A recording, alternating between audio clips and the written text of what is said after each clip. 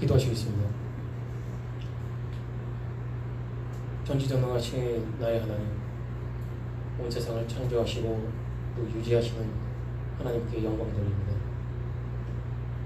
주님의 은혜로 주님 앞에 티끌과 같은 이 존재가 하나님의 사랑하시는 성도님들과 함께 말씀을 나누게 해주셔서 감사합니다.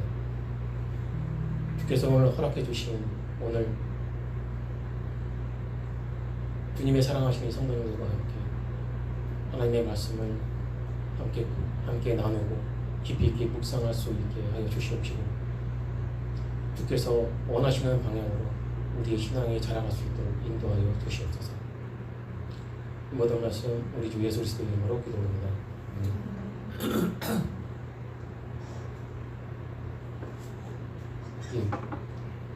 오늘부터 이렇게 오후 강의를 이제 하게 되는데요. 제가 오늘 준비한 그 강의는 강의 제목이 정확하게는 고린도 교회의 방언 기도에 관하여입니다.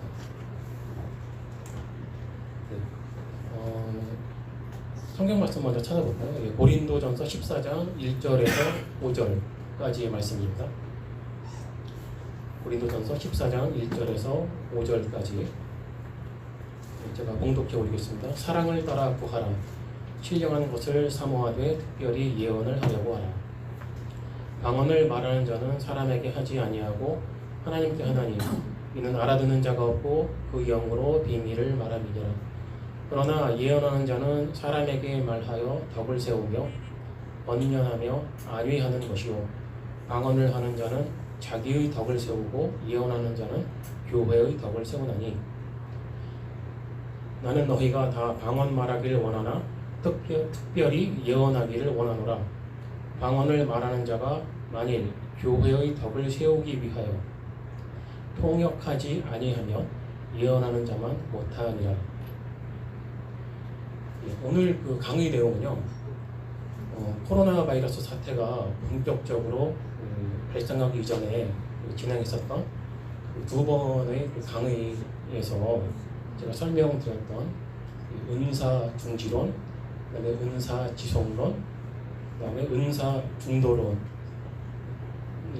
설명을 드렸었는데, 그 중에서 성도님들이 의문점으로 제시하셨던 고린도전서 14장 오늘 본문 내용을 읽은 이 내용 기억하시는지 모르겠는데, 두 번째 강의 때 이 부분을 이제 질문을 하셨습니다. 그런데 그때는 제가 대답을 좀 이렇게 대충 해서 피해갔습니다. 왜 피해갔냐?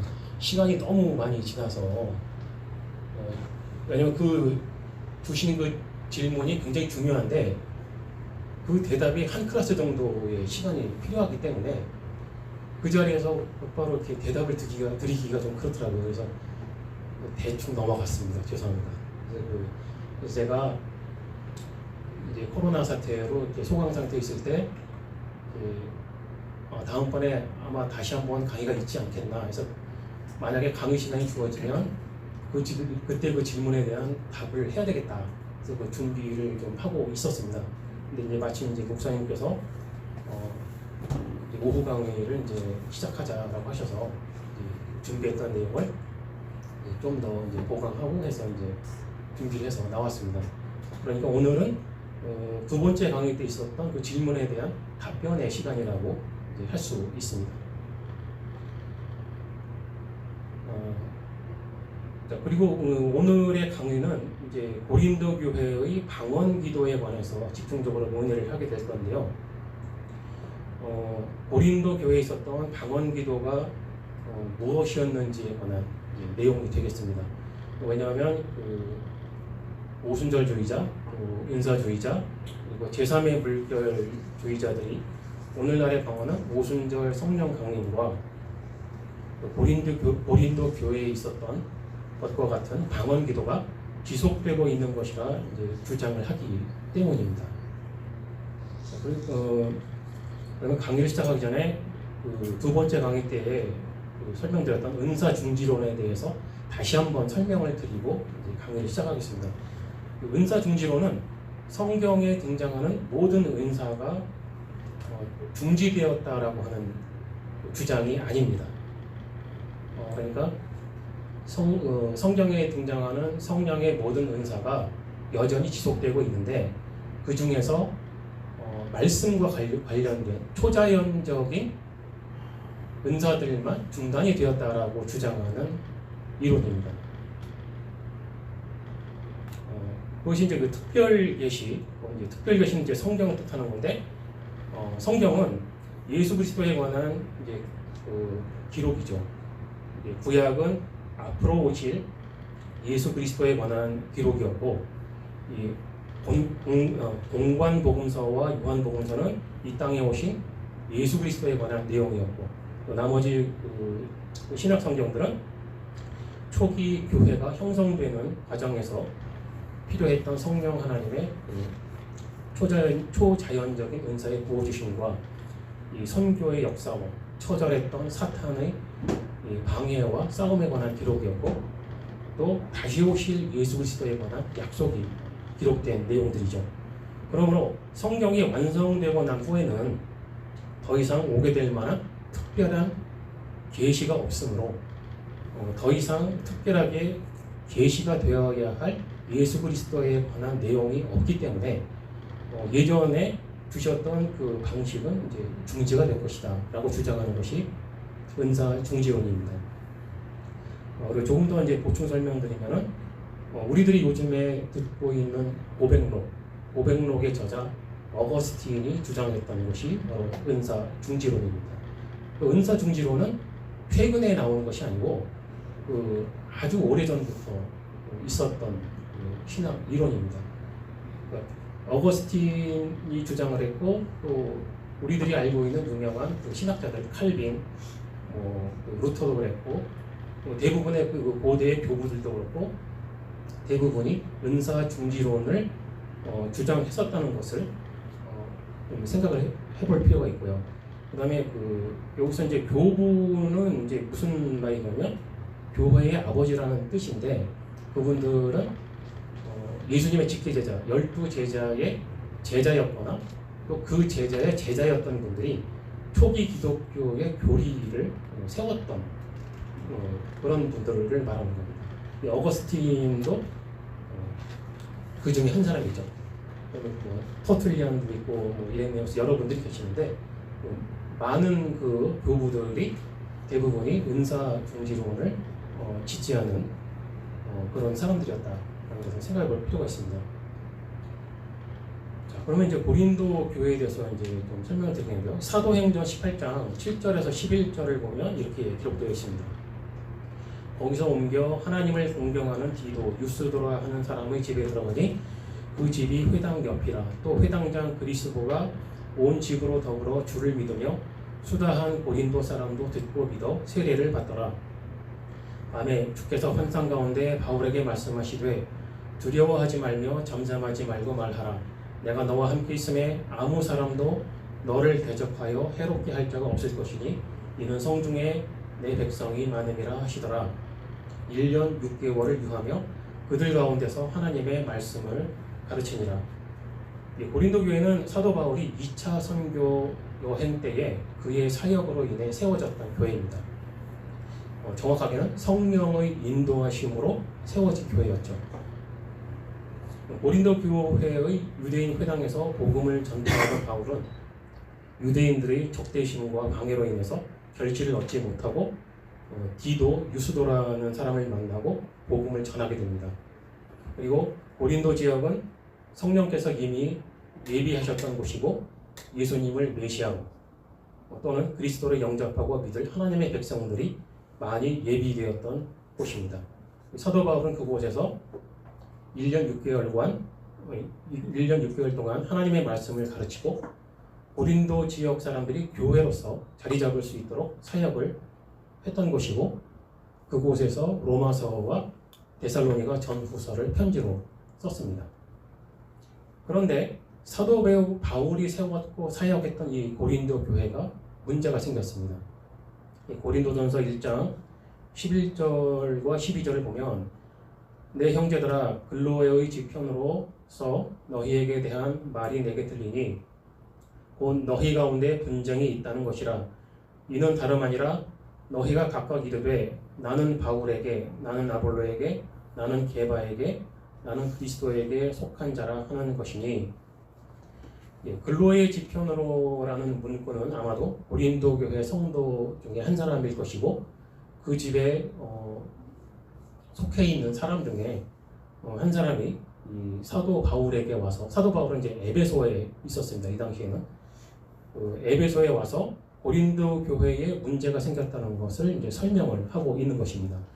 고린도 교회에 무슨 문제가 있었냐면, 첫째, 분파주의, 둘째, 교역자들을 무시하고 우위에 서는 교만, 세 번째, 근친상간이라는 극심한 성적 타락, 네 번째, 세상 법정에 형제를 고발하는 어리석음, 다섯 번째, 매춘 등의 음행, 여섯 번째, 우월한 지식을 자랑하는 교만, 일곱 번째, 우상에 대한 무분별한 지식과 무절제한 태도, 여덟 번째, 여자들이 창조의 원리를 따르는 교회의 질서를 무시함, 아홉 번째, 가난한 자들을 차별하고 무시하는 성찬, 열 번째, 교회에서 술에 취함, 11번째, 은사, 특히 방언 은사를 오용하고 왜곡함, 12번째, 육체의 부활을 부정함. 자, 이렇게 고린도 교회는 성경에 나오는 교회들 중에 본받을 만한 것이 하나도 없는 최악의 교회였습니다. 고린도 교회의 상황은 우리들이 상상하는 것 이상으로 매우 심각한 상태였습니다. 이 대략 12가지 정도의 문제만 봐도 완전히 막장입니다. 지금 한국에 있는 교회들 중에서도 여러 문제가 있는 교회들이 많지만 그렇다고 이 정도는 아닐 것 같은 생각이 들 정도로 굉장히 막장입니다. 그렇다면은 고린도전서는 고린도 교회를 책망하고 회개시키기 위해서 보낸 편지가 되는 거죠. 즉 고린도전서를 통해서 우리는 무엇을 알아야 되냐면 닮으면 안 되는 교회다라는 거죠. 오히려 이런 교회의 모습은 경계를 해야 되고 닮을 것이 하나도 없는 교회의 샘플이다. 그렇다면 우리는 고린도 교회로부터 우리들이 배울 것도 없고 그들을 따라해서도 안 되는 교회가 되는 거죠. 그리고 그러한 것들 중에는 특별히 이 초자연적인 은사 같은 것들도 포함이 되는 겁니다. 자, 신약에 등장하는 방언 은사에 대해서 이렇게 있는 구절들이 있는데요. 이것을 좀 더 설명드리기 전에 제가 한 가지 분명히 또 이렇게 언급하고 지나가야 되는 것이 있는데, 저는 개인적으로 이제 은사 중지론을 지지하는 신학적 입장에서 지금 여러분들께 강의를 하고 있고요. 왜냐하면 그 은사 지속론을 이제 지지하는 사람들이 있고 중도론을 지지하는 분들이 계시지 않습니까? 근데 저는 중지론을 지지하는 입장과 관점으로 강의를 하고 있다는 것을 이제 설명을 드리는 겁니다. 왜냐하면 다른 이론을 지지하는 분들은 다른 관점으로 이제 해석을 하게 되겠죠. 마가복음 16장 17절에 믿는 자들에게는 이런 표적이 따르니 곧 저희가 내 이름으로 귀신을 쫓아내며 새 방언을 말하며 라는 구절이 있고요. 사도행전 2장 4절에서 8절에 저희가 다 성령의 충만함을 받고 성령이 말하게 하심을 따라 다른 방언으로 말하기를 시작하니라. 그때에 경건한 유대인이 천하 각국으로부터 와서 예루살렘에 오고 하더니 이 소리가 나매 큰 무리가 모여 각각 자기의 방언으로 제자들의 말하는 것을 듣고 소동하여 다 놀라 기이히 여겨 이르되 보라, 이 말하는 사람이 다 갈릴리 사람이 아니냐. 우리가 우리 각 사람의 난 곳 방언으로 듣게 되는 것이 어찌미뇨. 그리고 사도행전 10장 44절에서 46절에 베드로가 이 말을 할 때에 성령이 말씀 듣는 모든 사람에게 내려오시니 베드로와 함께 온 할례 받은 신자들이 이방인들에게도 성령 부어주심을 인하여 놀라니 이는 방언을 말하며 하나님 높임을 들음이러라. 그리고 사도행전 19장 1절에서 6절에 보면 아볼로가 고린도에 있을 때에 바울이 윗지방으로 다녀 에베소에 와서 어떤 제자들을 만나 가로되 너희가 믿을 때에 성령을 받았느냐 가로되 아니라 우리는 성령이 있음도 듣지 못하였노라. 바울이 가로되 그러면 너희가 무슨 세례를 받았느냐 대답하되 요한의 세례로라. 바울이 가로되 요한이 회개의 세례를 베풀며 백성에게 말하되 내 뒤에 오시는 이를 믿으라 하였으니 이는 곧 예수라 하거늘 저희가 듣고 주 예수의 이름으로 세례를 받으니 바울이 그들에게 안수하매 성령이 그들에게 임하심으로 방언도 하고 예언도 하니. 그리고 마지막으로 고린도전서 14장 22절에 그러므로 방언은 믿는 자들을 위하지 않고 믿지 아니하는 자들을 위하는 표정이나 예언은 믿지 아니하는 자들을 위하지 않고 믿는 자들을 위함이니. 이렇게 이제 방언에 대해서 성경에 기록되어 있는 이제 부분들 제가 여러분들께 읽어드렸는데요. 마가복음에서 언급된 세 방언, 이것은 사도행전 2장에서 확실한 외국어로 예수 그리스도에 관한 복음을 말한 것이었습니다. 이것은 하나의 표적인데 유대인들이 믿을 수밖에 없는 증거로서 제시가 된 것입니다. 왜냐하면 그들이 말했던 방언은 그 사람들이 알아들을 수 있는 자기들이 살고 있는 지역의 언어죠. 갈릴리 사람들은 한 번도 들어보지 못한 그 언어를 자기가 그 사람들에게서 듣고 있는 겁니다. 근데 무슨 내용을 들었냐면 예수 그리스도에 관한 내용을 들은 거죠. 그렇기 때문에 유대인들에게는 이것이 하나의 표적으로 등장하게 되는 겁니다. 그래서 이 방언 은사는 확실하게 사도 바울이 14장 22절에 언급한 것처럼 방언은 믿는 자들을 위하지 않고 믿지 아니하는 자들을 위하는 표적이다 라는 것입니다. 그리고 사도행전 10장에 있었던 고넬료 집에 있었던 사건이죠. 고넬료는 이방인입니다. 그리고 그 고넬료에게 속해 있던 사람들도 모두 이방인이었고, 근데 베드로와 할례받은 자들, 유대인들이죠. 베드로를 따라간 유대인들이 그들도 성령을 받고 자기들이 경험했던 똑같은 그런 방언이 표적으로 나타남으로 인해서 그들의 개념이 달라집니다. 무슨 개념이 달라지냐? 유대인들은 구원은 자기들에게만 있는 것으로 알았거든요. 이방인은 버림받은 자들이니까. 그런데 이방인들에게 동일한 성령 강림하심과 그들의 방언으로 자기들이 알아들을 수 있는, 추측컨대 이방인들한테 히브리어를 했겠죠. 유대인들이 제자들이 이제 베드로를 따라간 사람들이 알아들었으니까 그 사람들이 예수 그리스도에 관한 복음을 들은 겁니다. 그 사람들에게. 그러면 이방인들에게도 구원이 있구나 라고 하는 개념의 전환이 생겼습니다. 이 또한 거대한 하나의 표적이죠. 그리고 사도행전 19장에서도 요한의 세례만 알았던 사람들은 아마 예수 그리스도께서 사역하시기 이전에 요한에게 가르침을 받고 회개의 세례를 받았던 그런 사람들일 것입니다. 그리고 그들에게 요한이 이야기했던 그분이 바로 예수 그리스도다 라는 그 말씀의 전함과 함께 그들에게도 방언의 현상이 나타났죠. 이 또한 말씀에 의한 구원의 표적이죠.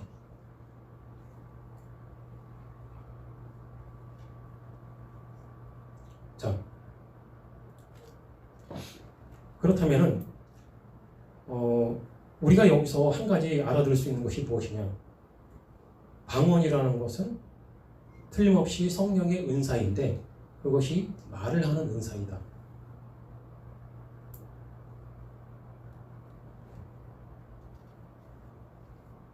그러면 이제 우리들이 여기서 무슨 생각을 해야 되냐면 방언과 방언 기도는 다르다는 거죠. 이게 요즘에 많은 사람들이 이게 구별을 잘 못하는 부분인데 방언을 말함과 방언으로 기도하는 것은 동일하지 않다라는 겁니다. 자, 고린도 교회의 문제는 글로의 사람들이 사도 바울에게 와서 했던 말이 무엇이냐면 고린도 교회 사람들이 예배 시간에 기도를 하는데 알아들을 수 없는 소리로 기도를 한다. 또는 알아들을 수 없는 말을 한다. 근데 사도 바울은 본인이 알고 있었던 방언은 그런 게 아니거든요. 분명한 언어니까.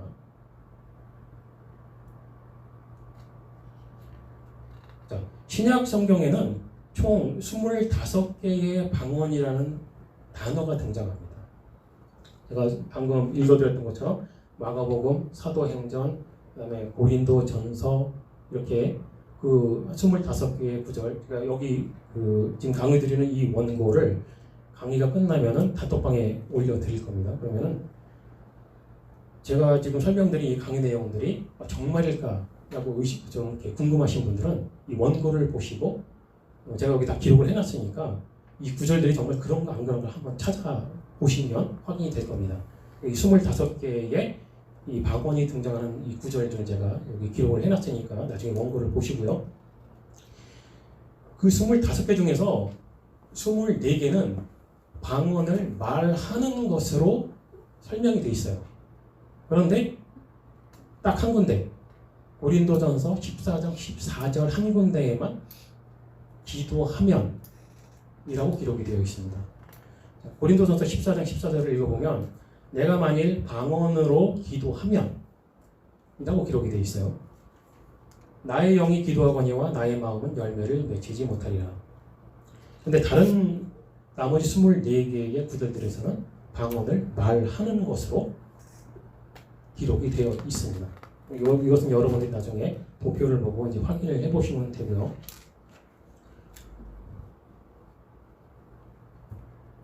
그러므로 여기에서 무엇을 알 수 있냐면은 사도행전에서 있었던 방언의 은사가 나타났던 세 가지의 사건하고 고린도 교회에 나타난 방언의 현상과는 다르다는 거죠. 무엇이 다르냐? 확실한 언어로 말을 했고 통역이 필요 없을 만큼 누군가 알아듣는 사람이 그 자리에 있었다는 거죠. 그들은 직접 분명한 언어로 예수 그리스도에 관한 복음의 이야기를 들었습니다. 그런데 고린도 교회에 대해서는 사도 바울이 뭐라고 했습니까? 통역해라. 무슨 말이냐? 못 알아듣겠다는 거죠.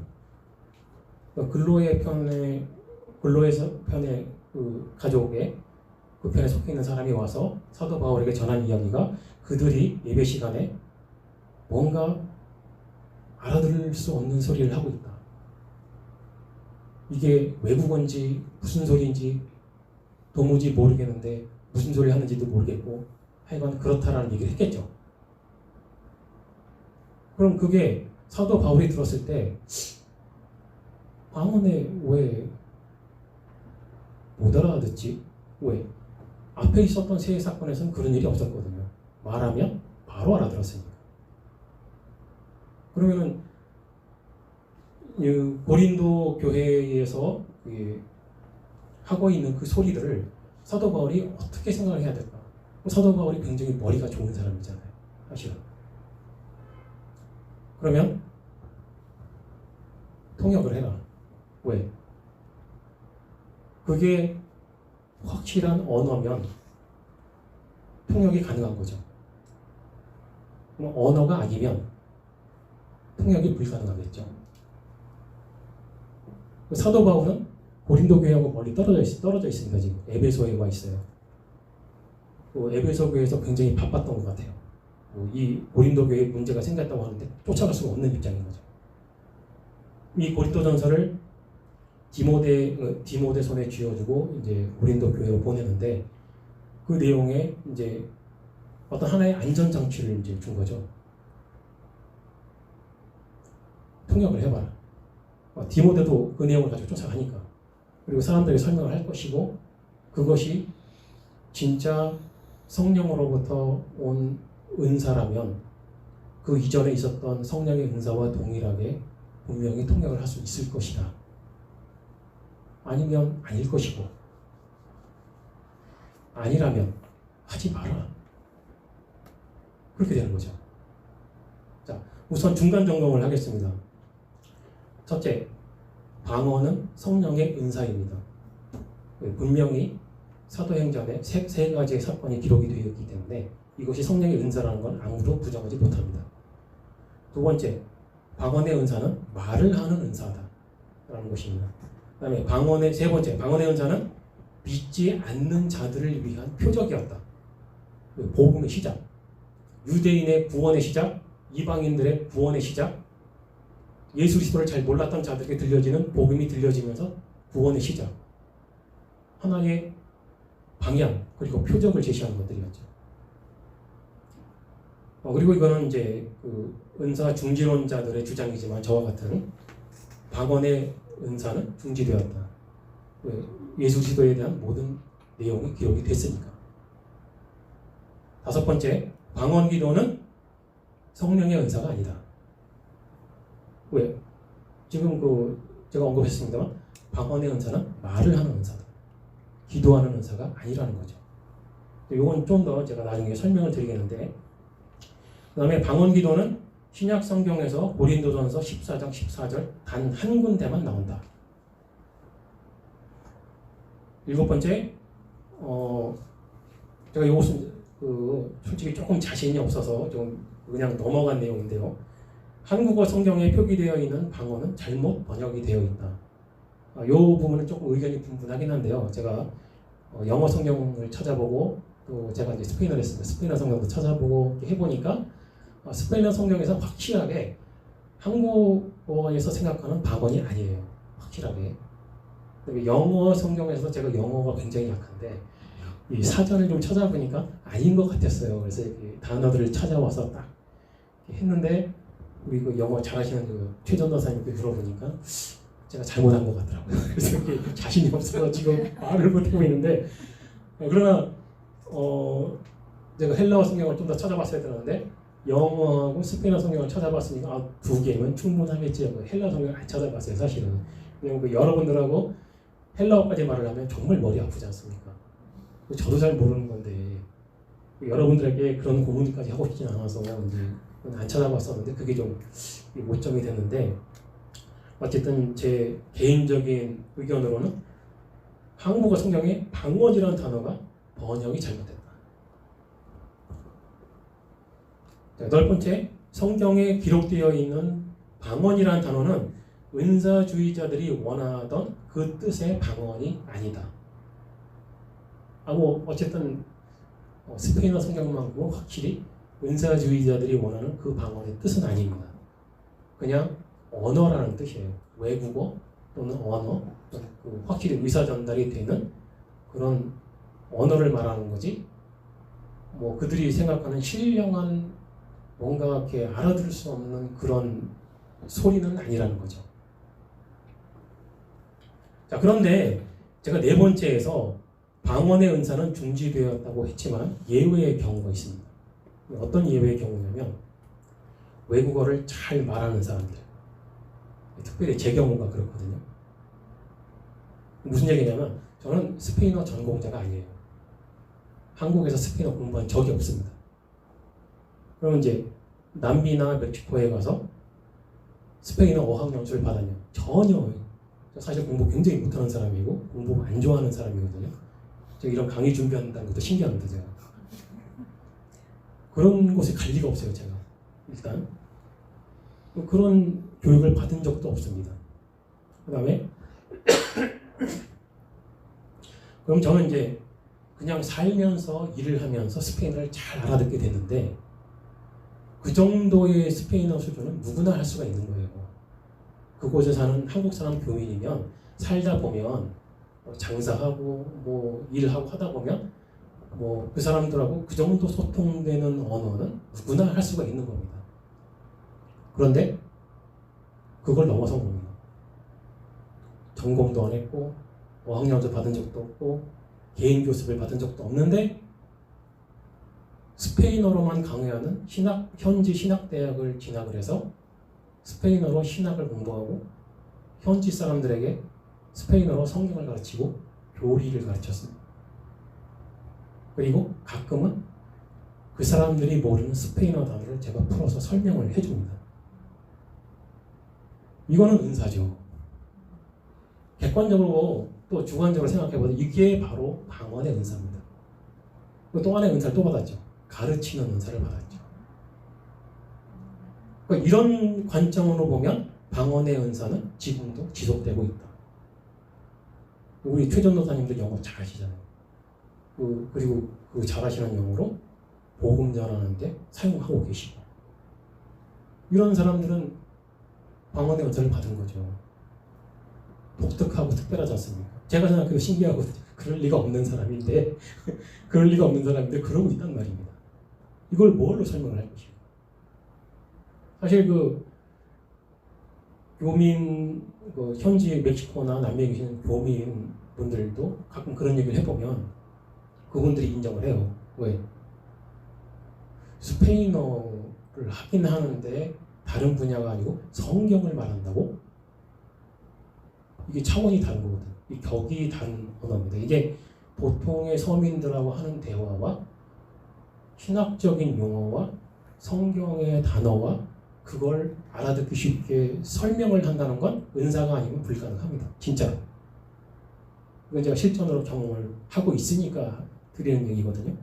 근데 그런 사람들이 존재를 하더라. 여기 샘플이 있으니까. 또 이제 가끔 이렇게 헬라어도 능통하고 히브리어 잘하시고 그런 분들 계시잖아요. 그런 분들 보면 신기하거든요. 어떻게 저렇게 할까? 그런 것이 은사죠. 자, 그런데 그런 은사들이 뭔가 추가적인 초자연적인 계시를 받는다거나 성경에 추가할 만한 거나 성경 이외에 더 필요한 말을 하기 위해서 주어지는 은사는 아닙니다. 고린도전서 12장 7절에 보면 각 사람에게 성령의 나타남을 주심은 유익하게 하려 하심이라 라고 기록되어 있는데요. 이것도 우리말 성경은 또 빼먹은 단어가 있습니다. NIV 영어 성경을 찾아보면 그냥 유익이 아니고 공동체의 유익이라고 기록이 되어 있습니다. 즉 모든 성령이 주시는 은사의 공통점, 교회 공동체에 유익을 주는 것이다. 근데 만약에 교회 공동체에 유익을 주지 못하면 그건 성령의 은사가 아니라고 생각해도 무방하다. 이게 성령으로부터 오는 은사의 특징입니다.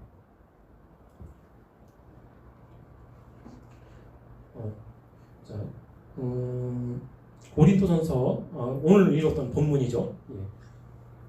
자, 이 14장 1절에서 5절에는 예언과 방언에 대해서 말을 하고 있습니다. 그러나 이러한 은사들도 사랑을 이루기 위해서 구하라는 것이 1절의 말씀이고 1절과 2절은 예언과 방언을 비교하는 구절입니다. 즉 예언은 이렇고 방언은 이런 것이다 라는 설명인데 왜 이렇게 못 알아듣느냐. 그러니까 고린도전서 14장 2절만 읽으면 이렇게 되죠. 방언을 말하는 자는 사람에게 하지 아니하고 하나님께 하나니 이는 알아듣는 자가 없고 그 영으로 비밀을 말하느니라. 즉 뜻을 알 수 없는 소리로 하는 기도는 비록 스스로 알아듣지 못할지라도 영은 기도하는 것이니까 유익한 것이다. 이렇게 오해를 하기 딱 좋은 번역입니다. 근데 문제는 여기서도 우리 한국말 성경은 빼먹은 단어가 있다라는 겁니다. 1절과 2절 사이에 요거는 제가 헬라어를 찾아봤습니다. 이 가르라는 이제 단어인데 우리말에 왜냐하면이라는 접속사예요. 근데 한국어 성경에 요게 쏙 빠져 있습니다. 영어 성경에는 접속사가 있는 것 같고요. 스페인어 성경은 확실하게 있습니다. 스페인어 성경은 확실하게 왜냐하면이라는 뜻이 들어가 있어요. 그렇다면 그 왜냐하면이라는 단어를 포함해서 번역을 하면 아마도 이렇게 될 겁니다. 사랑을 따라 구하라. 신령한 것을 사모하되 특별히 예언을 하려고 하라. 왜냐하면 다른 언어 또는 외국어를 말하는 자는 사람에게 말하지 않고 하나님에게 말하지만 그가 자기 영으로 비밀 또는 신비한 일을 말한다고 해도 아무도 알아듣는 사람이 없다. 뜻이 확 달라져 버리죠. 그냥 한국어 성경만 읽었을 때는 그냥 내 영이 기도하는 거고 뭐 알아듣는 소리를 하든 못 알아듣는 소리들을 하든 뭐 어쨌든 내 영이 기도하는 거니까 그건 하나님께 하는 신비한 기도이다라고 알아듣기 쉽게 번역이 되어 있죠. 그런데 여러분들이 영어에 좀 자신 있거나 다른 언어에 자신 있는 분들은 고린도전서 14장 2절과 1절을 같이 포함해서 한번 잘 읽어보시기 바랍니다. 저는 이제 그 스페인어 성경으로 그렇게 읽어보니까 이런 식으로 해석이 되더라고요.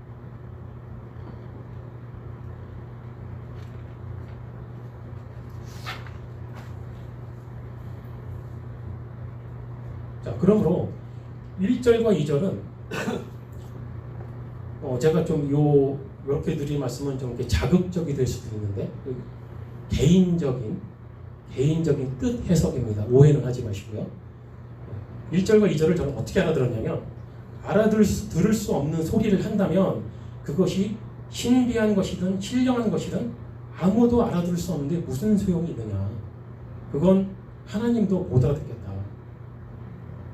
그러니 특별히 방언보다는 예언을 하려고 해라. 저는 그렇게 이제 개인적으로 이제 알아듣습니다. 그리고 지속되는 3절은 예언에 대한 지속적인 설득입니다. 즉 예언하는 자는 사람들에게 말하여 덕을 세우며 권면하며 안위하는 것이라고 합니다. 그리고 이어지는 4절은 사도 바울이 얼마나 고린도 교회 사람들의 방언에 대해 비신뢰적인가를 나타내는 구절입니다. 4절에 보면 방언을 말하는 자는 자기의 덕을 세우고 예언하는 자는 교회의 덕을 세우나니. 아까 제가 이제 설명을 드렸습니다만 성령의 은사는 교회 공동체의 유익을 위한 것입니다. 그러나 방언 기도는 방언은 자기 자신만을 위한다고 하죠. 그래서 이어지는 5절에서 통역을 요구한 것입니다. 이것은 사도 바울이 방언의 은사를 의심한다라는 것이 아니라 그만큼 고린도 교회 사람들의 방언을 의심한다는 것입니다. 그렇지 않다면 통역을 요구할 리가 없죠. 그리고 고린도전서 14장 28절에 만일 통역하는 자가 없거든 교회에서는 잠잠하고 자기와 및 하나님께 말할 것이요. 이게 교양 있고 공손하게 한 말이지만 뜻은 이렇습니다. 그렇게 알아들을 수 없는 소리로 떠들 거면 교회에서는 하지 마라.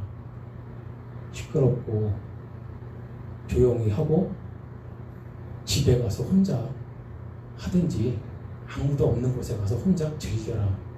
그런 뜻이 되는 겁니다. 즉 사도 바울은 지금 이 고린도전서를 통해서 방언 기도를 인정하는 게 아니라 비난을 하고 있는 겁니다. 여러분들이 고린도전서 14장을 처음부터 끝까지 한번 쭉 잘 읽어보세요. 과연 방언 기도를 지지하는 것인가? 왜냐하면 계속해서 예언과 방언이라는 것을 비교를 하고 있습니다. 그러니까 예언은 한국 사람 우리들이 생각하는 것처럼 어떤 남들은 모르는 비밀스러운 걸 내 귀에만 들려줘 이거 얘기한 게 아니라 오늘 목사님 설교하신 것처럼 설교를 말하는 거예요.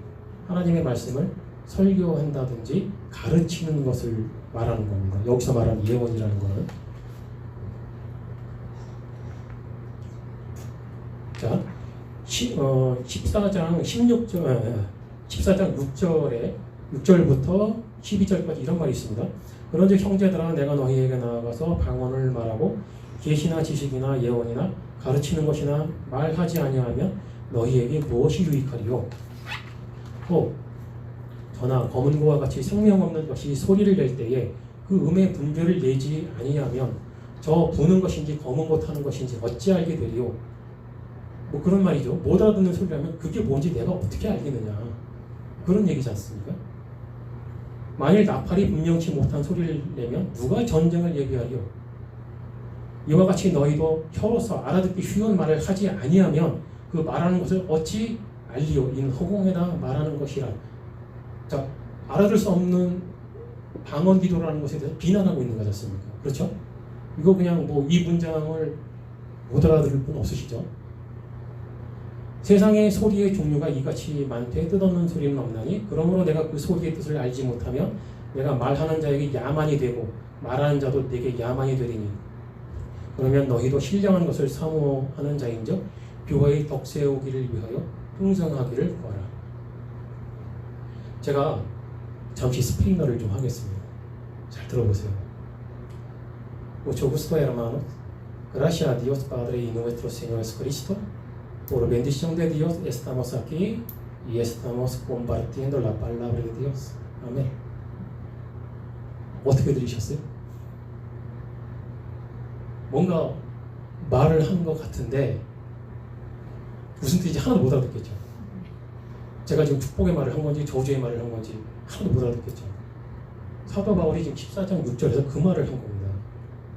내가 너희들에게 나가서 이런 소리나 하고 성경 말씀 설명 안 하면 너희들에게 무슨 유익이 있느냐. 폼은 잡히겠죠.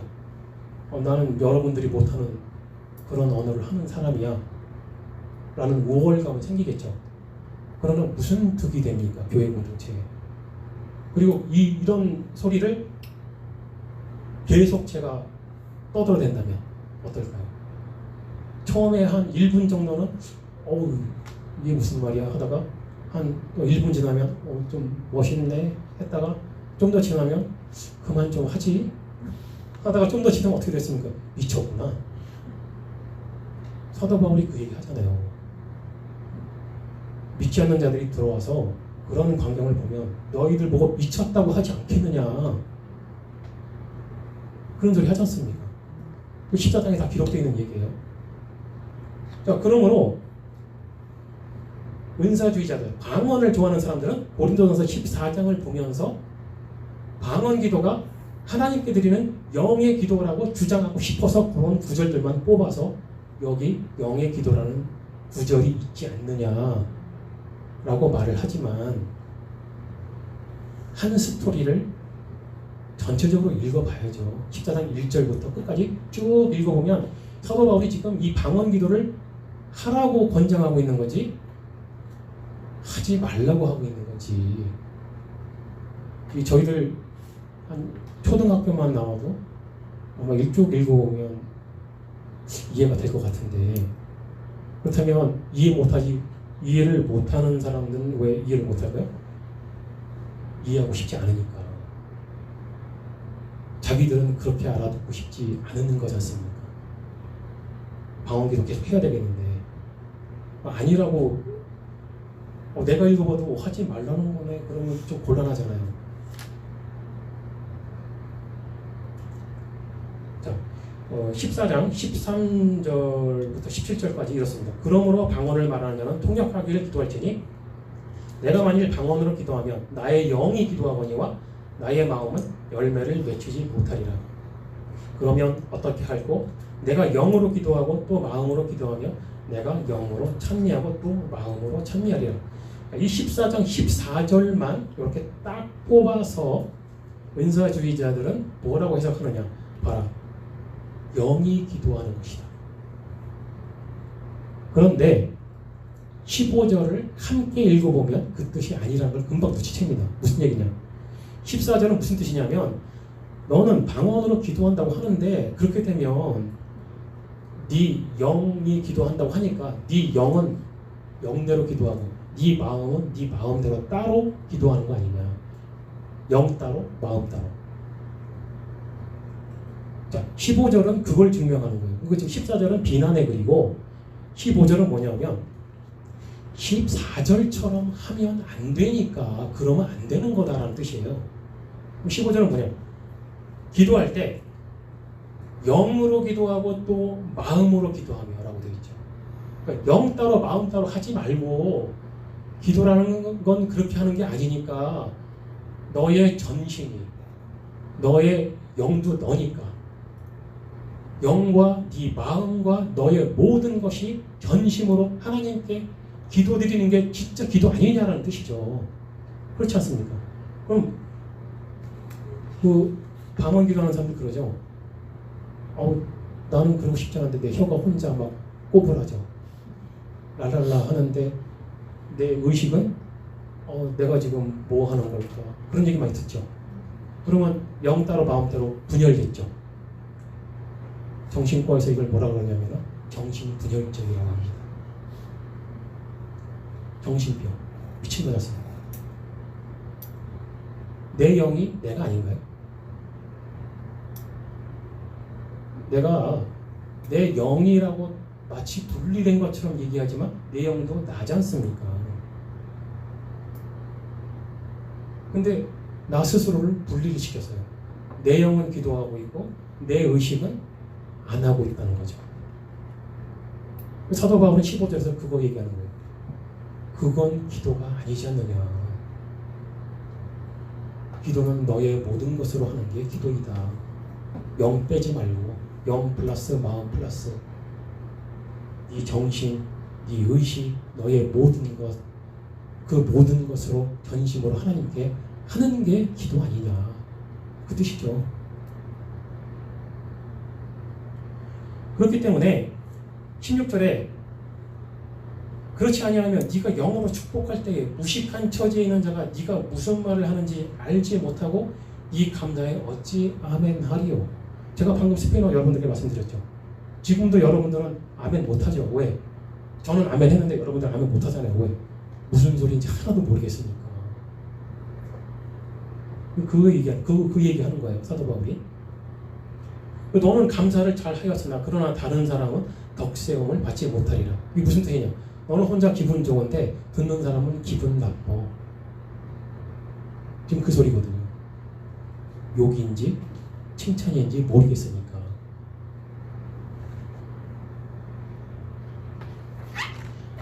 자, 14장 37절에 만일 누구든지 자기를 선지자나 혹 신령한 자로 생각하거든 내가 너희에게 편지한 것이 주의 명령인 줄 알라. 여기까지만 읽고 시간상 여기까지만 읽고 사도 바울이 고린도 교회 사람들에게 방언을 통역할 수 없으면 교회에서 하지 말라고 명령한 겁니다. 이거는 내가 쓴 편지가 주의 명령이 굉장히 강력하게 명령한 거죠. 하지 마라고 한 거예요.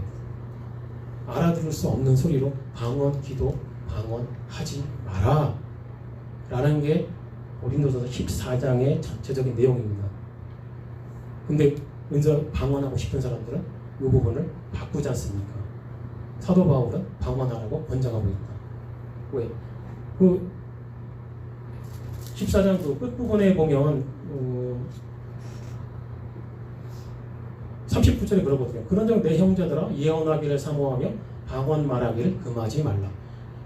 여기서 사도 바울이 말하는 방언을 금하지 말라는 건 고린도 교회 사람들이 했던 그런 못 알아듣는 헛소리를 말하는 게 아니고 사도행전에서 나타났던 표적과 같은 확실한 언어를 말하는 거죠. 그런데 이상한 소리로 방언 기도 계속 하고 싶은 사람들은 그렇게 주장을 하죠. 계속 하라지 않냐. 네가 왜 방해하려고 하냐. 제가 방해하는 게 아니죠. 14장을 끝까지 쭉 읽어보면 사도 바울이 말하는 이 39절의 내용이 무엇인지 이해할 수 있죠. 그게 그 방언이 아니라는 거. 자, 고린도 후서 11장 1절에서 4절에 이런 말이 있습니다. 원컨대 너희는 나의 종 어리석은 것을 용납하라. 청컨대 나를 용납하라. 내가 하나님의 열심으로 너희를 위하여 열심내노니 내가 너희를 정결한 처녀로 한 남편인 그리스도께 드리려고 중매함이로다. 뱀이 그 관계로 이와를 미혹해 한 것 같이 너희 마음이 그리스도를 향하는 진실함과 깨끗함에서 떠나 부패할까 두려워하노라. 만일 누가 가서 우리의 전파하지 아니한 다른 예수를 전파하거나 혹 너희의 받지 아니한 다른 영을 받게 하거나 혹 너희의 받지 아니한 다른 복음을 받게 할 때에는 너희가 잘 용납하는구나. 여러분들 고린도 후서는요 사도 바울이 디도를 만나가지고 디도가 고린도 교회에 있었던 이야기를 해줍니다. 사도 바울에게. 고린도 교회에서 이런 일이 있었습니다. 그런 보고를 듣고 고린도 후서를 쓴 거예요. 그리고 그 디도한테 쥐어주고 다시 고린도 교회로 보내는 거거든요. 그럼 여기 지금 나와 있는 내용은 디도에게 들은 얘기죠. 즉 다는 아니겠지만 고린도 교회 사람들이 어떤 이상한 사람들이 와가지고 다른 예수, 다른 영, 다른 복음을 전했는데 고린도 교회 사람들이 요거를 잘 받아들였다는 거예요. 다른 복음을 받고 아멘을 했다는 겁니다. 그리고 다른 영으로 아주 신비한 은사들을 행했겠죠. 제가 다는 아니라고 말씀드렸어요. 하다못해 몇 명이라도 아닌 사람이 있었겠으나 문제는 뭐냐? 그 다른 영은 바보가 아닌 다음에 사단의 영이라는 건 누구나 다 알죠. 지금 저희 목사님이 요한계시록 설교하고 계십니다만 초대교회의 공통점 모두 공격을 받았습니다. 각 교회별로 다른 형태로 공격을 받았죠. 사단한테. 고린도 교회도 그렇게 공격을 받은 겁니다. 다른 예수가 전해졌고 다른 영이 들어왔고 다른 복음이 왔습니다. 그리고 13절에 사도 바울이 또 이렇게 말합니다. 저런 사람들은 거짓 사도요 외효를 엿보이니 자기를 그리스도로 사도로 가장하는 자들입니다. 이것이 이상한 일이 아니라 사단도 자기를 광명의 천사로 가장하나니 그러므로 사단의 일꾼들도 자기를 의의 일꾼으로 가장하는 것이 또한 큰 일이 아니라 저희의 결국은 그 행위대로 되리라. 고린도 교회에는 그리스도의 사도로 가장한 새로운 사도들이 침투한 거죠. 그리고 이상한 영, 뭔가 성령이 아닌 다른 영을 받아서 알 수 없는 소리로 기도를 한 겁니다. 좀 자극적인 얘기가 되겠으나 그들이 받은 은사는 성령의 은사가 아닌 사단의 은사였던 거죠. 이걸 디도한테 보고를 받은 거예요. 또 한 번 강조합니다만 다 그렇진 않았겠죠. 네, 그 중에 반, 뭐 한 몇 명만 됐어도 큰일이죠. 한두 명이 받았어도 큰일인데 상당수가 받은 것 같아요. 자, 그런데 그러면 지금 이 세상을 현대의 한국교회와 세상을 활보하고 있는 신사도 운동가들, 제3의 물결주의자들, 그 사람들이 현대에만 나타난 게 아닙니다. 초대교회 때 이미 그 옛날부터 활동을 했어요. 이 신사도라는 이름으로. 그리고 그 사람들이 광명의 천사와 같은 모습으로 나타나고 알아들을 수 없는 소리로 기도하게 하고 환상을 보게 하고 마치 하나님이나 성령의 음성을 들은 것 같은 소리를 들려주고 또 불치병도 고치고 기적도 일으킵니다. 왜? 그렇게 해야 미혹이 되니까. 그렇게 미혹을 해서 사람들을 구원의 길이 아닌 곳으로 끌고 가는 거죠. 중요한 건 그들의 영은 성령이 아니라는 거죠. 다른 영이라는 거죠. 즉 사단의 영입니다. 자, 이 강의를 듣는 여러분들은 이제 실제적인 고민이 하나 생겼을 겁니다. 그렇다면 내가 했던 방언 기도는 무엇이었나? 나는 지금도 방언으로 기도하는데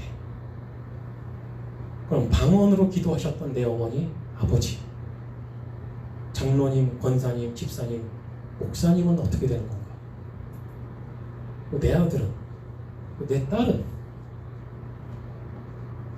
자, 거기에 대한 해답은 이렇습니다. 첫째, 현대의 방언은 학습에 의한 방언이 많습니다. 이 방언 집회 또는 세미나가 많죠. 그렇게 해서 성령의 은사가 아닌 학습으로 현대의 방언을 하는 사람들이 많습니다. 자기가 무슨 소리 하는지도 모르고 남이 무슨 소리 하는지도 모르는 학습 방언을 많이 하고 있죠. 자, 그러면은 성령의 은사가 아닌 것으로 그런 방언을 할 수 있다. 두 번째, 심리적인 현상이 있습니다. 다른 사람들이 하는 방언의 소리를 듣고 무의식적으로 기억하고 있는 나의 두뇌, 이 두뇌에는 나하고는 좀 상관없이 따로 심리학에서 무의식을 얘기하잖아요. 그 무의식이 기억을 하고 있다가 방언을 하도록 지시를 하는 겁니다. 그런 현상이 있다고 하더라고요. 심리학자들이 연구한 결과고요. 세 번째, 거짓으로 하는 경우가 있습니다. 거짓으로 방언을 하는데 왜? 나는 교회 목사, 장로 또는 권사, 집사, 또 교회에 한 30년 다녔는데 아직도 방언을 못해. 근데 옆에 온 사람은 들어온 지 일주일밖에 안 됐다고 방언을 날라라 하고 있는 거예요. 창피하잖아요. 체면이 안 서. 그러니까 어차피 서로 못 알아듣는 거 나도 떠들자. 이거 실제로 드라마로 나왔더라고요. 사이비 스토리를 다루는 드라마인데요. 뭐 살려줘 2인가? 거기 나왔는데요. 거기서 서예지 씨가 사이비 집단에 잡혀갔는데 극렬하게 정화를 하다가 안 되겠다 생각을 바꾸고요. 나도 너희들하고 똑같아졌어 라고 표현을 하려고 그 사람들 예배에 가운데 서가지고 뭘 하느냐, 방언을 해요. 랄랄랄랄 해버리니까 다들 아멘 하더라고요. 그 극작가가 굉장히 똑똑한 사람입니다. 왜? 어차피 서로 못 알아듣는 거. 저 사람이 하는 소리 내가 못 알아듣듯이 내가 하는 소리 너는 어떻게 알아들을까? 그러니까 비슷한 소리를 랄랄라 해버리면 저 사람들은 이제 우리하고 똑같아졌구나. 그렇게 생각을 하는 거죠. 서예지 씨는 그렇게 속이더라고요. 그 드라마 한번 찾아보세요. 그거 나오니까. 자, 그리고 네 번째, 종교적인 현상이 있습니다. 은사주의 집회에서는 그 방언 기도들과 같은 소리가 수많은 종교 집단에 있습니다. 기독교 무슨 교회에서만 그런 소리 하는 줄 아셨죠? 사실 굉장히 오래됐습니다. 이방 종교들, 현대에도 있고요. 그중에 유명한 게 몰몬교. 몰몬교에서 방언해요. 모르셨죠? 이슬람도 합니다. 로마 카톨릭도 해요. 그리고 에스키모인들도 하고요. 티베트의 종교, 중국의 이교도, 그리고 힌두교도들도 방언합니다. 유튜브 찾아보세요. 소리 나오니까. 근데 그 소리가 교회에서 방언 기도하는 사람들 소리가 똑같아. 진짜 똑같더라고요. 그러니까 그런 종교적인 현상일 수 있다. 진짜 믿음과는 관계없는. 다섯 번째, 간절함의 결과가 있습니다. 이게 뭐냐면 사람은 간절한 마음으로 자기의 원하는 바를 기도하다 보면, 그리고 지나치게 몰입을 하다 보면 자기도 모르게 그런 이상한 소리로 기도하게 되는 현상이 있다고 합니다. 그리고 여섯 번째가 바로 사단의 은사죠.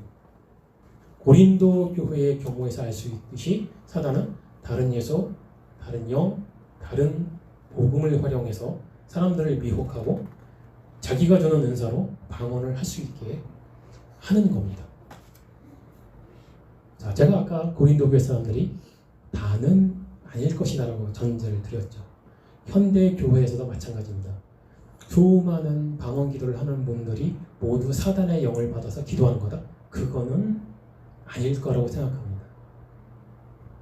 있기는 있겠죠. 다는 아닐 것이고 위에 열거한 5가지에 해당되는 분들이 상당히 많을 거라고 저는 생각을 해요. 그 사람들이 전부 다 사단의 영을 받은 거면 진짜 큰일 나게 진짜 무서워지는 현상이 생기는 거겠죠. 그러나 없다고는 말 못하지 않습니까? 왜? 사이비 종교 집단 치고 방언 안 하는데 보셨어요? 제가 은사주의자, 제3의 물결 그 사람들만 지금 얘기하는 게 아닙니다. 우리나라에 사이비에 빠진 사람이 200만이 됩니다. 토탈 200만. 신천지만 30만인가 그랬고, 그 나머지는 우리가 이름도 잘 모르는 사이비 집단에 다 빠져 있는데 그들이 대부분 다 방언 기도를 해요. 그러면 그 중에 누군가는 사단의 은사를 받은 자들이 있을 거 아닙니까? 다라고 말을 못하듯이 누구인지는 지목할 수 없으나 누군가는 있다는 거죠. 자, 방언으로 기도하는 것을 좋아하는 사람들은 저와 같은 주장을 하는 사람들에게 성령 회방죄를 짓는 것이라고 저주를 합니다. 그러나 과연 누가 성령을 회방하고 있는 것이겠습니까? 성령은 예수 그리스도에 대한 말씀이 사람들에게 들려지고 그 마음에 자리 잡고 믿음이 생기게 하시죠. 사람들에게 또는 죄인들에게 예수 그리스도를 알리는 것입니다. 그런데 만약 이 일을 회방한다면 그게 성령 회방죄지 않습니까? 그렇다면 자기 자신도 못 알아듣고 남도 못 알아듣는 소리로 하루에 2시간, 막 5시간씩 기도를 하고 그걸 또 막 10년, 20년, 30년씩 기도를 하고 또 그렇게 하게 가르치고 하는 사람들. 그럼 어떤 한 개인이 그렇게 30년 동안 기도를 했다면 계산하기도 힘든데 그 수많은 시간 동안 참된 하나님에 대한 지식을 못 듣게 한 거 아닙니까? 그럼 그 사람이 성령 회방죄를 지은 거죠. 지금 참된 하나님에 대한 지식을 이야기하자고 하는 제가 성령 회방죄를 지은 거겠습니까? 그 사람들은 못 알아듣는 소리로 랄랄라 기도하는 동안 그 수많은 시간 동안 예수님에 대해서 듣지를 못하는 거예요. 사단이 바보가 아닙니다. 우리보다 훨씬 똑똑합니다. 자, 개혁주의 신학이 은사 중지론을 주장하는 이유는 정경인 성경 말씀은 죄인이 하나님과 자기 자신을 알고 구원 얻을 수 있는 충분한 지식이 있다고 인정이 되고 그 이유는 예수 그리스도에 대한 우리가 알아야 할 내용이 필요한 만큼 모두 충족되게 기록되었기 때문입니다. 그렇기 때문에 더 이상 초자연적인 현상으로 방언 같은 것을 받아서 더 기록해야 할 내용이나 더 알아야 할 내용이 없는 겁니다. 그래서 은사 중지론을 주장하는 것이고 그런데 사람들이 이런 것에 잘 미혹되는 이유가 신관이 결여되어 있기 때문이라고 저는 생각합니다. 즉 참된 하나님에 대한 지식이 없기 때문에 그런 것에 쉽게 빠지는 겁니다. 여러분들 사이비 종교 집단에서 첫 번째로 목표물로 삼는 게 일반 교회에 다니는 성도님들이에요. 왜 그럴까요? 그분들이 출석하시는 예배당에서 참된 하나님에 대한 지식을 안 가르치거든요. 그럼 사이비 집단들이 접근해서 무슨 말을 먼저 하죠? 네가 생각한 하나님 저쪽에 있어. 그쪽에 가면 그쪽 교주가 다 하나님이잖아요. 그렇죠? 네가 그렇게 애타게 찾던 하나님이 저쪽에 있어. 여기 없어. 그 숫자가 200만이에요. 우리나라에. 그 200만이 대부분 일반 교회에 출석하던 분들이라는 겁니다. 근데 그분들이 그래? 하고 쫓아갑니다. 종교에 대한 열정은 있는 거죠. 자기들은 하나님을 믿고는 싶은 거예요. 그런데 아무도 설명을 안 해줘. 분명히 주일마다 설교를 하고 있는데 들어본 적이 없는 거예요. 저를 비롯해서 교사, 목사님들의 책임이 굉장히 큽니다. 사이비 집단에 끌려간 사람들이 단순히 그 사람들이만 잘못해서 끌려갔다 생각하면 곤란합니다. 목사님들, 교사분들이 좀 더 열심을 가지고 참된 하나님에 대한 설명을 잘 했더라면 그렇게 안 되지 않았을까. 또 이런 은사가 아닌 방언 기도를 열심히 하는 분들에게도 참된 하나님에 대한 지식을 잘 설명했더라면 왜? 성령은 전지전능하신 하나님이지 않습니까? 그런데 방언기도 좋아하는 사람들은 성령을 그렇게 말은 하지만 생각은 안 해요. 두려워하지 않아요. 너무 쉽게 말을 하고 생각을 하죠. 성령에 대해서. 그런데 우리 개혁주의는 두렵죠. 어떻게 하나님을 함부로 말합니까? 그 사람들은 성령 그러니까 하나님이 아닌 것 같은 느낌이 드는 거예요. 그렇지만 참된 하나님에 대한 교육을 받고 보면 우리가 예배해야 할 전지전능하신 하나님이라는 걸 알게 되죠. 그건 그렇게 쉽게 생각 못하지 않습니까? 그래서 저는 다음번 강의부터는 이 신론, 참된 하나님에 대한 지식에 대해서 여러분들과 함께 나누고자 합니다. 왜? 그것이 백신 주사라고 생각해요. 저는 신앙에 대해서, 믿음에 대해서, 또 이단과 사이비들이 접근했을 때 그들을 물리치고 이겨낼 수 있는 것은 아는 것이 힘이다. 하나님을 아는 지식이 유일하다. 그거 외에는 대책이 없다. 저는 그렇게 생각합니다. 오늘 제 강의는 다행스럽게 조금만 시간 오버했고요. 거의 1시간 만에 이제 끝났습니다. 원래 이거보다 훨씬 내용은 굉장히 많은데, 저도 목사님도 그러시지만은 저도 지식에 대한 욕심이 조금 있긴 있어요. 이 설명하고 싶은 내용은 굉장히 많은데 이걸 어떻게 하면 1시간 내에 다 꾸깃꾸깃 넣을 수 있을까? 좀 고민을 많이 했는데, 이게 종이는 11장이 나왔지만 설명이 어떻게 다행스럽게 1시간 만에 이렇게 됐습니다만, 이 원고를 강의 끝나면 이제 단톡방에 올려드리고 또 유튜브 채널에 올릴 수 있으면 올리고 하겠습니다. 그러면 이제 관심 있으신 분들은 읽어보시고 질문이 있으시면 질문을 올려주시고, 또 나는 도저히 선교사님의 이 강의 내용을 인정할 수 없다라는 분들은 공개 토론을 요청하셔도 됩니다. 토론 좋아하거든요. 한번 붙어보죠. 한번 해보자요. 왜? 이게 교사의 의무입니다. 저는 반드시 싸워서 이겨야 됩니다.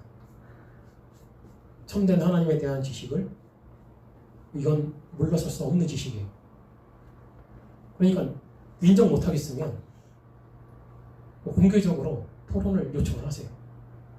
그래서 성경 놓고 신학적인 여러 가지 견해를 놓고, 제가 제 의견에 반대하는 은사 중지 지속론이라든지 이런 거를 이렇게 무시하는 건 아닙니다. 저도 그쪽 이론을 많이 봤어요. 상당히 일리 있는 이야기들도 있어요. 그런 거 다 무시하겠다는 게 아닙니다. 그러니까 같이 얘기를 해보자고. 과연 어느 것이 맞나? 그리고 이런 것으로 노력해야 되는 것이 말씀을 맡은 자들의 의무이자 책임이라고 생각합니다. 각 교회에서 이거 안 했을 때에 고린도 교회와 같은 사태가 벌어지는 겁니다. 다른 예수, 다른 영, 다른 복음을 가지고 왔을 때 그거를 분별하고 내쳐버릴 수 있는 지도자가 없었기 때문에 고린도 교회가 그렇게 된 거 아닙니까? 단 하나도 본받아서는 안 되는 교회. 그런데 현대의 오순절, 은사주의, 제3의 물결은 고린도 교회처럼 방언기도 하자고 하는 거 아닙니까? 잘 읽어보세요. 본받을 교회인가? 그런 막장 교회를 도대체 뭘 배울 게 있습니까? 우리도 안 하는 거 하잖아요, 그 사람들은.